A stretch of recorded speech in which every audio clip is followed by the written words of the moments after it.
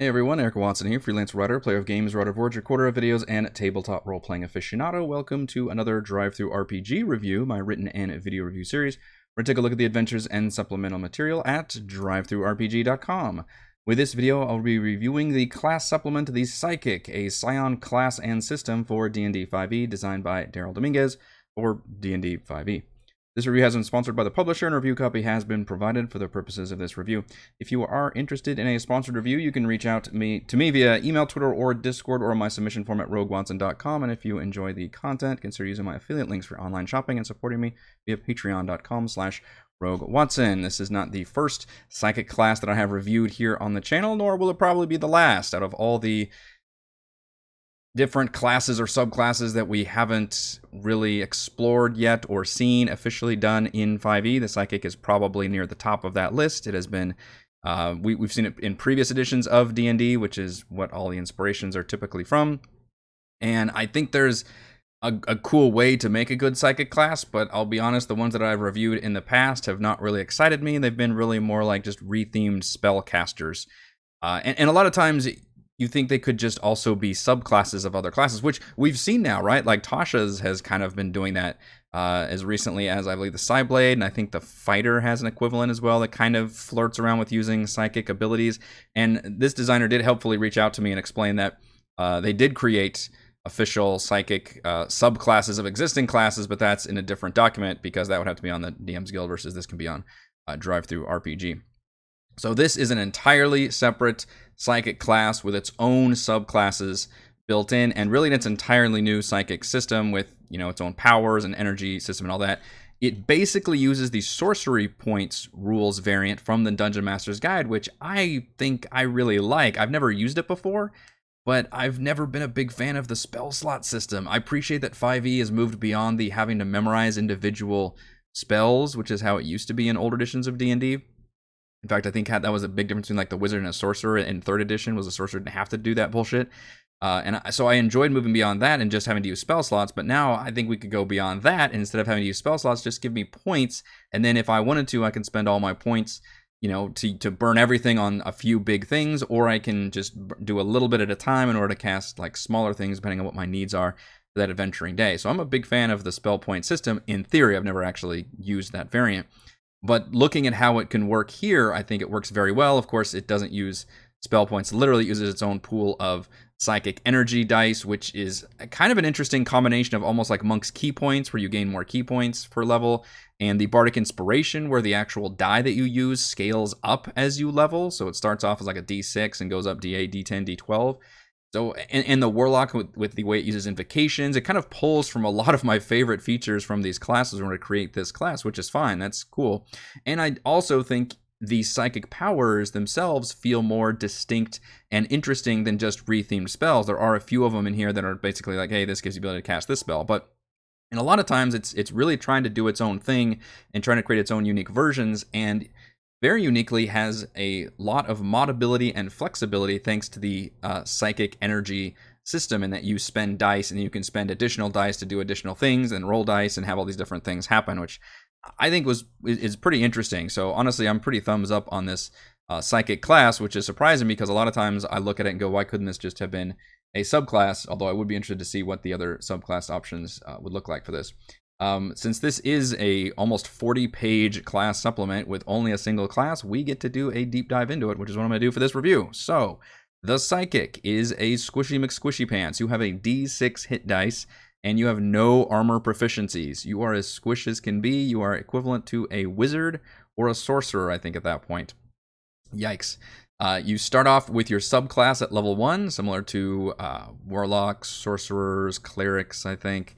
And you get your psionic dice immediately, which is the psionic energy system, where you can you instantly know how to cast certain spells. They're tied to your intelligence level and your overall level.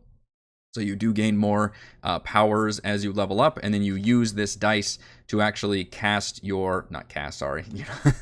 So I'm going to be making this mistake a lot. You never use spells, and yet in the rules, it very specifically says all of your stuff essentially functions as spells when it comes to being able to counterspell or dispel magic or anti-magic field or all that, probably just for mechanical reasons, and otherwise the whole system would fall apart if it's like, oh, you can't do that, my things are immune to spell. I think that would just be way too powerful for the psychic. So I'm okay with the fact that it's not spells, but it's spells. it's aliens meme. So that's fine. The psionic talents are basically cantrips and give you a lot of different options, which again, I love that this class is very, very flexible. So just to go over some of them, they give you both utility and combat, by the way. Melee attacks, some range attacks, basic telekinesis, and telepathy. You can see anything within 30 feet. You can gain the ability to jump faster and farther. You can charm people with a limited degree. Kind of like there's I forget what Friends, I think, is the cantrip equivalent. You can manifest a weapon like Psylocke style, which is pretty freaking cool, called weapons sculpting. So a lot of nice little options here that you're definitely not going to be using regular. You have to fire your crossbow, in other words. Cantrips are there for a reason. They let the wizards and sorcerers and warlocks be able to shoot off their things or do their stuff by using their abilities and not just having to rely on throwing darts or something if you don't want to use your spells. Sorry, your psionics. Your psionic powers, however, are what's fueled with this energy die system. And you gain dice as you level up, which is this energy. And this energy is what allows you to use your psionic powers, of which this one, you get dozens of options. And again, you get a certain amount equal to your, I believe it's intelligence modifier plus your psychic level. So maybe on average, you start off with like 4, and then you would gain 1 every single level. So that's a pretty good repertoire of abilities to build upon. And I'll go over what those are, but essentially just realize this is equivalent to a full caster, which means we have a full caster. I don't necessarily expect the baseline level features to be all that amazing because you've got this whole, non-spellcasting system to fall back on that you can always use. And yet, I think you've got some pretty decent abilities. So at second level, you gain your psionic focus, which is basically equivalent to a warlock's invocation. I've seen this a million times in a lot of classes that people design, and it's for a reason, because warlock invocations are freaking cool, right? There's so much, it's like going to a store and picking out your favorite stuff. Like every warlock can be different because you can flavor them different ways because of the invocation system. It's such a great class feature, which is basically like, hey, pick from this laundry list of cool things and just attach it to your character. And then as you level up, you'll gain more. You can swap some out, and they're basically all just good things. So we're skipping I'm going to skip the subclasses. I keep talking about this one. So that is the psionic foci. And these ones, examples would be, you can gain like an initiative bonus equal to your intelligence modifier. You can speak any language. You can gain a special armor that's your 10 plus dex plus your intelligence rating, which is nice if you want to go into that, again, Psylocke mode and be maybe a cool like melee telekinetic thing. You can just straight up gain a flying speed, which seems like bullshit to me. What do they call this one? Transvection. You have flying speed equal to your walking speed. You can't use this flying speed if you're wearing armor. Well, the psychic can't normally wear armor anyway, so that seems like a pretty good ability. Yes, that seems cool. But I mean, you picture like a lot of, and the designer helpfully pointed out, obviously X-Men as a large, basically mutant abilities as being a huge inspiration for this. So you picture a lot of the, telekinetic people just rising up out of the ground and flying around and do all that, which is, obviously very, very in theme. So that's cool. And you can also make intelligence for your weapon attacks. So already you can see where just based on the psionic focus here, you can mold your psychic into very different archetypes without even choosing a subclass yet. You can come up with a melee version, a cool like just flying around area control person, a long range damage dealer, a short range damage dealer. There's options for like utility and support. You can really fill a lot of different holes and roles depending on how you build this psychic, which is very cool. Without even looking at the powers yet, I was pretty impressed with how this works. And then I guess I could go over a few more of the abilities as you level up. So at 7th level, you can swap your proficiencies around, which is interesting, like your saving throw proficiencies. At 11th level, you can regain psionic energy die, and then you can actually take psychic damage to even get more, which I think is very flavorful. I just picture, whenever somebody has to like dig deep and they have to burst with some big energy to get through a thing, and then at the end they're just like so exhausted they've just worn themselves out or something. In this case, it would be psychic damage instead of exhaustion, thankfully. But I think that was very thematic and cool, and I appreciated that. And at 15th, you finally gain all the things you would expect a Psychic to get, which is resistance to psychic damage, immunity to charm and frighten, and immunity to basically intrusive telepathy. At 18th level, you actually kind of gain your super move, even though there is a 20th level thing, which does have some cool features. But basically at 18th level, you just go into like the Super Saiyan mode and can just you manifest different crazy cool abilities, which are all very, destructive things, or these big tornadoes, or you can copy magic items. It's very much like your top end class feature at 18 already. So that's all the level up stuff. All right, let's go over, we're going to skip the subclasses again and go over the actual psychic powers, because that's really, and there's also some helpful feats and a nice background, which, I do love new backgrounds. It's just funny how ever since we had, like, I think Tasha's and later, all the later backgrounds are just way better than the earlier ones. Like, it is talk about, like, what do they call that when later stuff is just better? Feature creep or something, like, to where the older stuff, just the original, like, player's handbook backgrounds are just almost useless trash compared to the features that they don't give you, that nobody uses. It's like utility stuff that nobody cares about. And then these will actually give you like crazy, like, good abilities that you can take advantage of. But obviously it's nice having the traits, ideals, and bonds and all that. But the actual usable features, it's funny how that's goes along with the more modern stuff of being very, very useful. All right, so the way the powers system works is very important, but it's very easy to understand. You gain a pool of dice equal to your level, which is, again, that one page I keep referring to. So you start off with like 2 psychic energy. These are literally dice. And the dice amount is also equal to your level. So think of it as both a sorcery point / monk key point system and a bardic inspiration system, in that your die itself will actually change as you level up, and it's by tier. So tier 1, at level 1, it's D6. At tier 2, it's going to be a D8. I think tier 3-ish, 9th level is a D10, and then D12 at 17th level. And then you'll gain more energy. I couldn't figure out what the actual, like, formula is for getting more energy. Sometimes you gain 2, sometimes you gain 1, sometimes you gain 0 more energy dice, but you also would gain other things as you're leveling up. You might gain a different, an additional talent, which is the, again, the cantrips, or the focus, which is the invocations. I'm just using the equivalent so you understand, because otherwise the word's going to be meaningless to you. But you do get a nice amount of energy, and similar to a warlock, you gain these on a short rest. Make sure I get that right. Is that right? Psionic energy. Yes, you finish a short or long rest. So that's a pretty big deal. So you're actually burning these off pretty quickly, more like a monk's key points than like a sorcerer's sorcery points, or if you were using the spell points variant, which would be back on a long rest. So you are meant to fire these off a lot more often. So your psionic powers might be a little bit undertuned compared to actual spells of what you would expect. And that's by design, because you're using them more often and you've got a lot of modability to them. Because all of them, these are the talents, sorry, we go to the powers, there we go. Almost all of them, which I don't like this font the designer used, that's a kind of a minor quibble, but this like bold / italicize, it just makes it so you can't hardly read what the freaking word is, but all of them just say additional dice. So each of these has a cost. By the way, no level requirements whatsoever. You could take whatever abilities you wanted out of the 60 some that are here and just take them, but they all have a baseline energy cost. So you wouldn't be able to use them until you had that many energy dice. So a lot of them, might have a cost of 1 or 2 or 5 dice. If it's 5 dice, you can be able to use that till like 3rd level, I think, for example. But some of them might have 9, 10, or 12 dice, in which case you wouldn't be able to use them until, what did I write down for that? 8th or 9th or 10th level or something equivalent.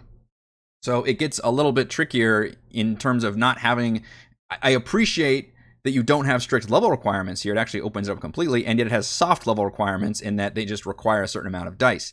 In addition to that, so you can always use the baseline ability of anything by using that dice. And then if you want to make it better or change it in some way, then you have to spend additional dice. So for example, one of the things you can do is just manifest this oozy creature out of, I think it calls ectoplasm or something, which is some kind of like telekinetic spawning thing. Whatever, out of just your mind power, you can shape this creature, and it costs 2 dice. So you can use it at level 1 if you wanted to, but you can increase its stats by the amount of dice that you use. And that's pretty interesting. So you can continue, in other words, this thing will scale perfectly with you. If you want to use your little ooze buddy for the rest of your career, you could do that. It never feels like a wasted power that you select, in other words. It always becomes meaningful, you know, in a similar way into where you can use a higher level spell slot, I guess. But I appreciate that instead of having to use that spell slot system, you can just use additional dice. And some of them, they might say you'd have to use additional 2 dice to do a thing, or additional 3 dice, or you get to use a dice and then roll the dice. But in any case, I like the fact that you can scale it, and it makes it really interestingly flexible and moddable to me to be able to get that done. For example, Psychic Blast is a pretty basic ability you can do, which does do some damage. Sorry, it does 100 for 2 dice, so it's a pretty early one.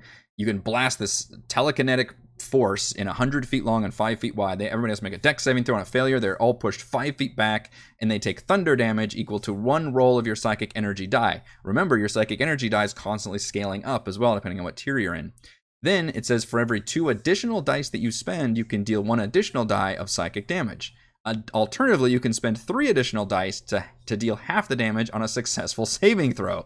So you've got some different options there. So in other words, you can take this ability, and it really does help with the like X-Men mutant feel too, because it's not like mutants are often like gaining new powers. It's always tricky in an RPG where like, how do you work that? Where it's like, well, I can manipulate fire. Do you learn different ways of manipulating fire?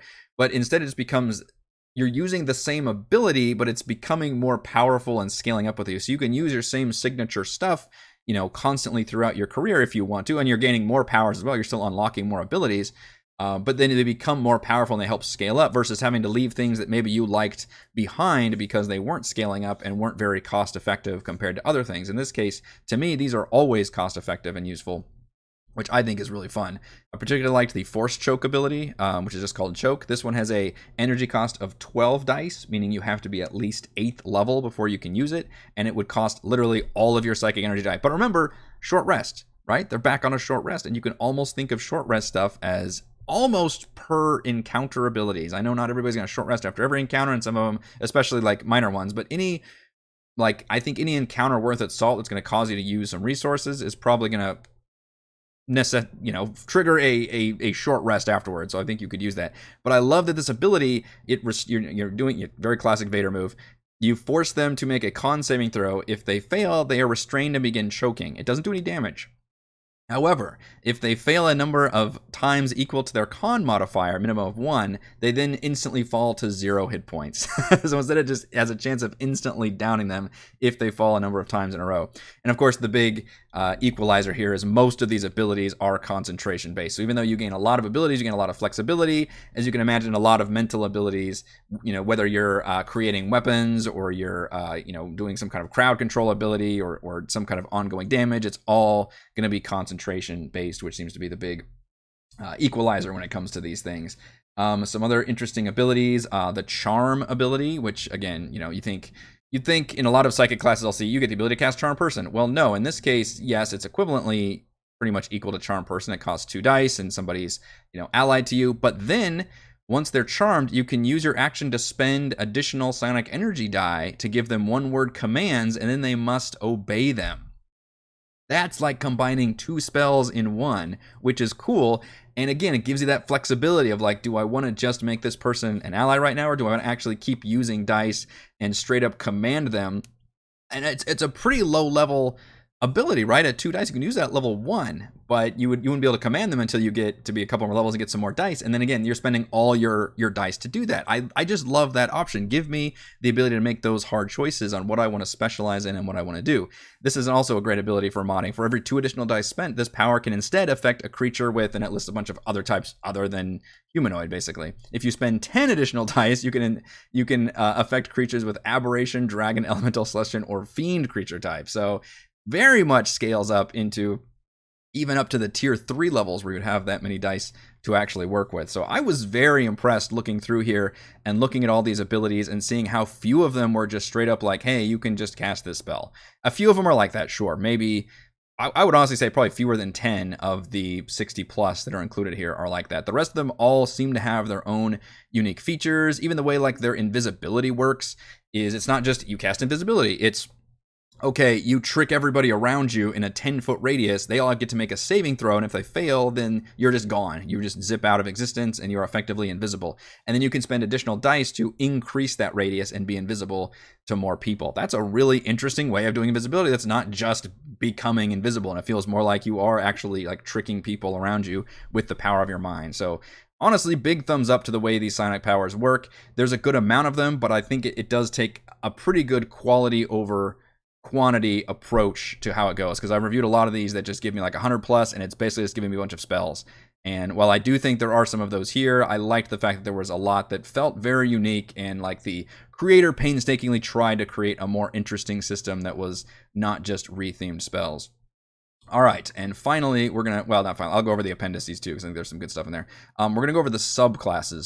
So far, I have been very, very positive on what this book has to offer and how impressed I am with the psychic class. Well, record scratch. Unfortunately, I don't actually think the subclasses are very interesting here.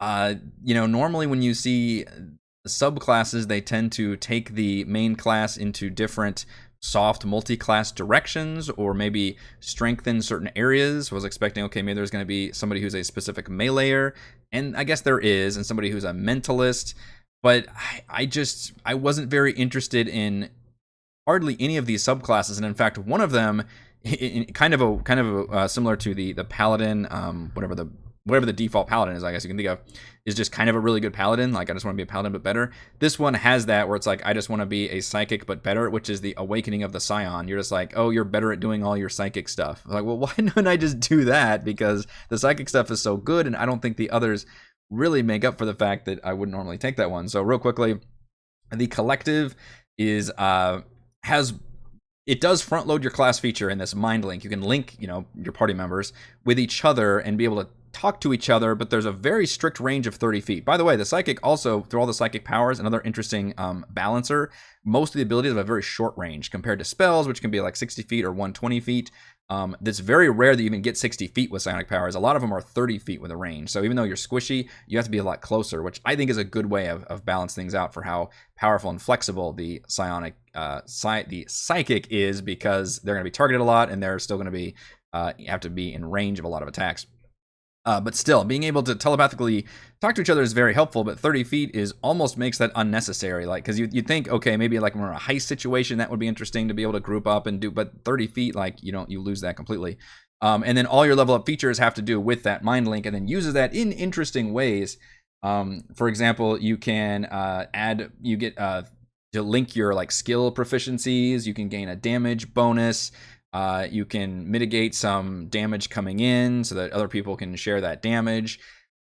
It's an interesting concept, and I see what the designer was going for, but I think you needed to open up that range, or I don't know. I don't know what the fix is here. I don't mind the system here, or maybe make it more so if I want to just be a mentalist, let me be a mentalist, and then maybe mind link is something I can do as a mentalist, but just having it based purely on this mind link thing just doesn't quite interest me. Or maybe that's just me personally, that I think this is too much of a support role with too many restrictions on it. The egoist is sort of I want to be a melee psychic, which is very tricky. I think it's the coolest thing ever. I love Psylocke. But this is an armor, I guess. But I love, or sorry, I don't know if I love this subclass. You gain, you can use intelligence for your grapple, your shove. You gain unarmed strikes that you can use your psionic energy dice for damage. So you become kind of a monk. It's kind of a monk soft multi-class, I guess. And you get extra attack at 6th level. I did love that at 14th, you're basically just Emma Frost. You gain diamond form, which that one's pretty cool. So this one probably works better than most in terms of, okay, I want to be the melee person. And yet I feel like you would have to take like very specific, whatever the psychic focus, I think, were the invocations, the ones that give you armor and all that, to like just gain survivability. I don't know if this is quite gives the all-in-one package to be able to be a melee psychic without absolutely getting obliterated, because again, you got a d6 and no armor, and I don't believe this one lets you wear any armor or gives you any kind of defensive abilities whatsoever. So I think you'd be in dire straits. The lurk is kind of your rogue soft multi-class, but again, I couldn't really see your whole thing is, so at 3rd level, at first you can take hide as a bonus action. That's fine. I think you need to disengage as a bonus action though. At 3rd level, you gain Psychic Assault, which is your class feature. As an action, you can force somebody to make a con saving throw within 5 feet of you. If they fail, their speed is reduced to 0 and they have disadvantage on attack rolls. And then you've got, as you level up, you've got different features that kind of proc off that. Like you can drain their life. But I don't, what? So you're right next to somebody. You use this ability. Their speed is reduced to 0. You still have to. Are you supposed to get out of there? Like you use a whole action to do that? I don't know. And meanwhile, you have to. All these things have to compete with your already awesome psionic powers, right? So maybe I was looking at the psionic powers, going, okay, there's so cool abilities here, and then you look at the subclass, and you're like, oh, but I'm not seeing how I would rather use a lot of these subclass features versus just using my psychic powers to do the same thing. Like do that one that just blasts everybody like 5 feet away or something. So I don't know. I couldn't really wrap my head around. This one didn't feel very roguelike to me in terms of like maybe needed more some kind of invisibility features or give it more straight rogue abilities like let me disengage and dash and hide as a bonus action, all these things. The Scion, I think is probably the best one, but it's just you're a better psychic. You get more of the talents. They deal half damage if they don't hit, or sorry, if they make the save. You can gain a free 2 dice power. You just gain Dominate Monster at 14th level. It just feels like you do everything. And I like the psychic class. This one just feels like you're a better psychic, and that works well. And then the Wilder gives you kind of a rage mode that you can enter. You deal damage. As a bonus action, you enter this state. It is... you have a limited amount per long rest, which is interesting because everything else you have is short rest based. So suddenly you've got this new feature that's long rest based, and you deal damage around you whenever you use an ability, and then of course all your things proc off that. That one feels I could decide to do that one if I was being more of an uncontrolled, psychic, which I think is a cool theme, and obviously X-Men and mutants explore that very much so with a lot of people that don't have full control over their powers. So I think that one is actually pretty themed decently well. I don't know how well it would work in practice, but I think the subclasses aren't quite as interesting as the base class itself, unfortunately. All right, let's go. Oh, shoot, one more thing before. No, what? I'll do my pros and cons. We'll go my pros and cons. So Pro includes over 60 psionic powers and over a dozen psionic talents. I absolutely loved this part of the class, which is the meat and potatoes of it, which is all of they're not spells, but they're kind of spells, but they give you a bunch of modability and flexibility, which is my second pro. Thanks to the psionic energy system, I feel like it just does a great job of turning all these abilities and scaling them up and making them useful throughout and letting me pick and choose what fit my theme versus what I need to choose based on this is the metagame. These are the best powers. Of course, I'm going to pick these and not the others, which is they all feel very, very helpful and useful in and out of combat for sure.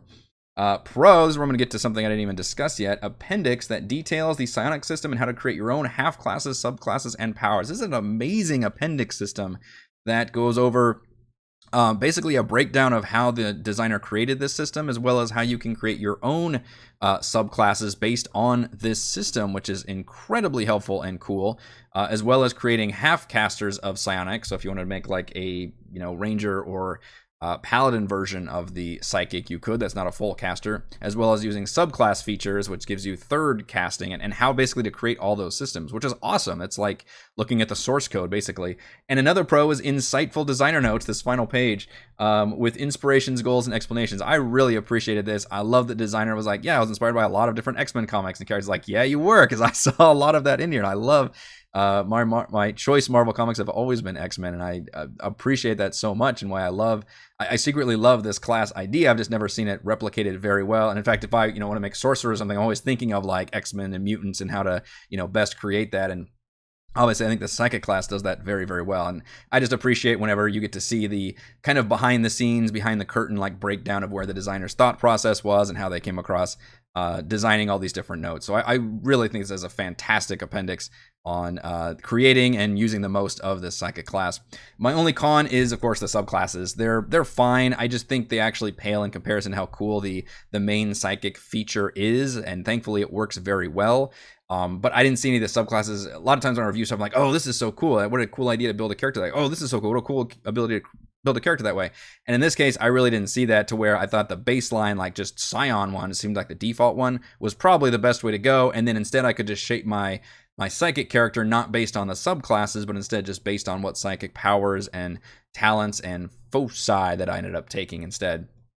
Final verdict: by channeling the best parts of bards, warlocks, monks, and the spell points variant rules, the Psychic is a squishy yet flexible controller, damage dealer, and supporter that feels appropriately distinct from a rethemed spellcaster. Thank you to everyone for watching this video review. You can see my written review at roguewatson.com. You can watch more reviews and follow my own D&D adventures here on my YouTube channel, and you can support my work at patreon.com/roguewatson. Thank you.